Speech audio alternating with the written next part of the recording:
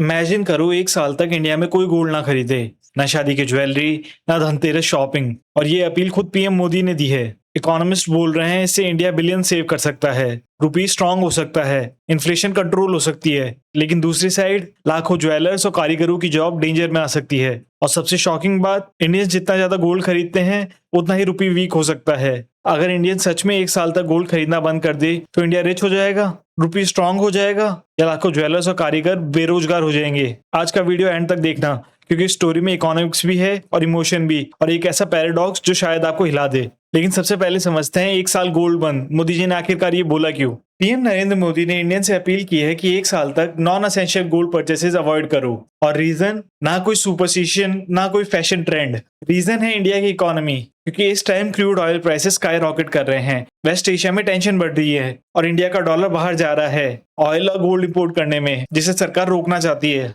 लेकिन सवाल यह है कि इंडिया को गोल्ड से इतना प्यार क्यों है। इंडिया में गोल्ड सिर्फ ज्वेलरी नहीं होता, गोल्ड का मतलब है शादी, इज्जत, इमरजेंसी सेविंग्स और कई फैमिलीज के लिए इमोशनल सिक्योरिटी। गांव हो या मेट्रो सिटी, मिडिल क्लास हो या रिच फैमिली, सोना ऑलमोस्ट हर घर का पार्ट है। किसी के घर बेटी पैदा हो तो गोल्ड, शादी हो तो गोल्ड, फेस्टिवल आए तो गोल्ड। प्रॉब्लम यह है कि इंडिया खुद ज्यादा गोल्ड प्रोड्यूस नहीं करता, हम मोस्टली गोल्ड इंपोर्ट करते हैं। और इंपोर्ट का मतलब है डॉलर बाहर जाएगा। अब इंडिया डॉलर कमाता कैसे है? IT exports, services, NRI remittances, software. लेकिन खर्चा करता है ऑयल इंपोर्ट में, इलेक्ट्रॉनिक्स में और गोल्ड में। और जब खर्चा इनकम से ज्यादा हो जाता है उसे बोलते हैं करंट अकाउंट डेफिसिट, यानी कैड। सिंपल लैंग्वेज में इंडिया की इंटरनेशनल सैलरी से ज्यादा इंटरनेशनल एक्सपेंसेस होना होता है। अब शॉकिंग स्टेट सुनो, फिस्कल ईयर 25 में इंडिया का गोल्ड इंपोर्ट एस्टिमेट है ऑलमोस्ट 58 to 60 बिलियन डॉलर्स। मतलब लाखों करोड़ रुपए का सोना बाहर से आ रहा है। और ये सर्ज हुआ है कस्टम ड्यूटी कट के बाद, जब गोल्ड पर ड्यूटी 15% से घटाकर 6% कर दी गई।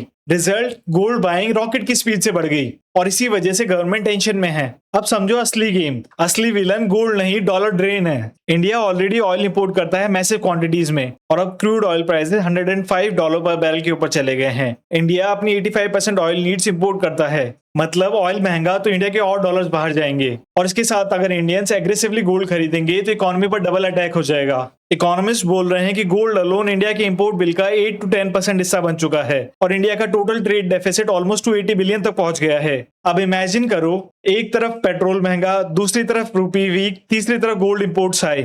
गवर्नमेंट को लग रहा है कि इकोनॉमी पर प्रेशर कुकर वाली सिचुएशन बन सकती है। इसलिए मोदी जी का मैसेज से सोना मत खरीदो नहीं था, वो एक्चुअली बोल रहे थे भाई थोड़ा डॉलर बचाओ। और ऑनेस्टली ये सिर्फ इंडिया में पॉसिबल है, जहां गवर्नमेंट को इकोनॉमी बचाने के लिए लोगों से अपील करनी पड़ रही है कि ज्वेलरी परचेज पोस्टपोन कर दो। अगर अभी तक वीडियो इंटरेस्टिंग लगी है तो कमेंट में लिखो गोल्ड या म्यूचुअल फंड। मैं जेन्युइनली देखना चाहता हूं कि पैसा पगलू ऑडियंस किस साइड पे है। अब आता है बिलियन डॉलर क्वेश्चन, अगर इंडियंस एक साल तक गोल्ड ना खरीदे तो क्या होगा? इकोनॉमिस्ट के अकॉर्डिंग सबसे पहले इंडिया का कैड इंप्रूव होगा, मतलब डॉलर बाहर कम जाएगा। फिर रुपी स्ट्रॉन्गर हो सकता है और स्ट्रॉन्ग रुपी का फायदा, इंपोर्टेड चीजें सस्ती हो सकती हैं, स्पेशली ऑयल, यानी इनडायरेक्टली इन्फ्लेशन भी कंट्रोल हो सकता है। एक इकोनॉमिस्ट ने एस्टिमेट दिया है कि अगर गोल्ड इंपोर्ट्स मीनिंगफुली गिर जाए तो इंडिया का कैट जीडीपी के सिर्फ 0.4 to 0.6 तक आ सकता है और ये गवर्नमेंट के लिए सुपर कंफर्टेबल जोन होता है। और एक इंटरेस्टिंग पॉइंट, आरबीआई को रुपए बचाने के लिए फॉरेक्स रिजर्व्स कम यूज करने पड़ेंगे, क्योंकि जब रुपी वीक होता है तो आरबीआई मार्केट में डॉलर बेचता है करेंसी स्टेबलाइज करने के लिए। लेकिन अगर गोल्ड इंपोर्ट्स ही कम हो जाए तो डॉलर डिमांड नेचुरली कम हो जाएगी, मतलब प्रेशर भी कम। और दोस्तों ये छोटी बात नहीं है, इंडिया के फॉरेस्ट रिजर्व सितंबर 2024 में ऑलमोस्ट 705 बिलियन थे, जो बाद में सिग्निफिकेंटली गिर गए। तो technically less gold buying equal to less dollar pressure and more stronger economy. सुनने में सिंपल लगता है लेकिन स्टोरी का दूसरा साइड डेंजरस है। क्वेश्चन आता है कि ज्वेलर्स का क्या होगा?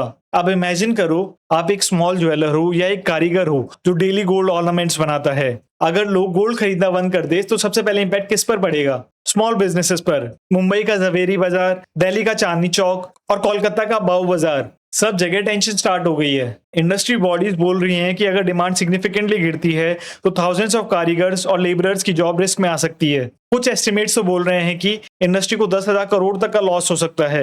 और ऑनेस्टली ये कंसर्न वैलिड भी है, क्योंकि इंडिया का ज्वेलरी इकोसिस्टम सिर्फ रिच ब्रांड्स नहीं चलाते, उसके पीछे होते हैं small workshops, gold Smiths, daily veg artisans, family run jewellery stores. और इंडिया में वेडिंग सीजन ही उनकी ईयरली इनकम का मेजर सोर्स होता है। तो एक साइड इकोनॉमिस्ट बोल रहे हैं कि कैड इंप्रूव होगा और दूसरी साइड ज्वेलर्स बोल रहे हैं कि हमारी रोजी रोटी का क्या। यही चीज इस स्टोरी को इंटरेस्टिंग बनाता है। ये सिर्फ फाइनेंस नहीं, ह्यूमन इमोशंस और लाइवलीहुड की स्टोरी भी है। अब मान लो इंडियंस गोल्ड कम खरीदते हैं तो गोल्ड की जगह पैसा जाएगा कहाँ? यही तो रियल ट्विस्ट है। इकोनॉमिस्ट बिलीव करते हैं कि इंडिया स्लोली फिजिकल एसेट से फाइनेंशियल एसेट्स की तरफ शिफ्ट हो रहा है। पहले लोग गोल्ड, प्रॉपर्टी, कैश में ज्यादा ट्रस्ट करते थे। अब म्यूचुअल फंड्स और स्टॉक मार्केट में पार्टिसिपेशन एक्सप्लोर कर रहा है। SIP inflows already 25,000 crore rupees per month cross कर चुके हैं। डीमैट अकाउंट्स 18 करोड़ के ऊपर हैं। और अगर इंडिया के एनुअल गोल्ड स्पेंडिंग का सिर्फ 20% इक्विटी और म्यूचुअल फंड्स में शिफ्ट हो जाए तो इंडियन कंपनीज को चीपर कैपिटल मिलेगा, मार्केट डीपन होंगे और इकोनॉमी लॉन्ग टर्म स्ट्रॉन्गर बन सकती है।